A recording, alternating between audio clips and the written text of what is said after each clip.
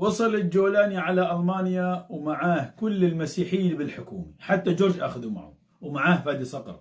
سأله للجولاني: صحيح بدك تمنع المشروب بدمشق؟ قال لهم: لا، إشاعات مغرضة، حكي إنترنت، الله وكيلكم. وهي بالعلامة جايب معي بطعة عرق وكاسة، بس جيبوا لنا الثلجات والمازايات لنعبي الطاسة.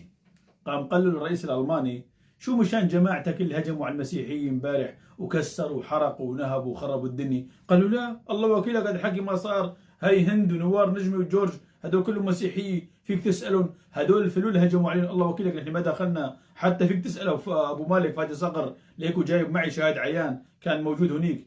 قام نط فادي صقر قال له: بأولادي بأولادي يا سيادة المستشار، هدول الفلول، نحن ما لنا علاقة بنو. قام المستشار الألماني قال له: لك امبارح لسه اللجنة الدولية تبع أحداث السويداء قالت إنه جماعتك قتلوا 1700 درزي بالسويداء، وبالساحل السوري جماعتك قتلوا 3000 علوي، احكي لنا شو قصتهم.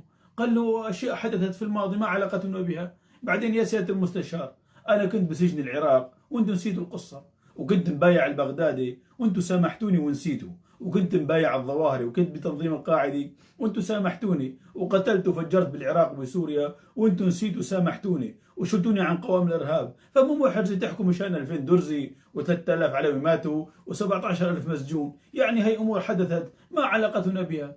فجهش بالبكاء المستشار الالماني وقال له: خلص خذ الامويين اللي بالمانيا، وقع واستلموا بضاعتك، قرفتونا حياتنا، وروح مسامح دنيا واخره. والطقم كثير حلو عليك، شغله كبيره، وخذ بطحه معك شربها انت وبمالك بالطريق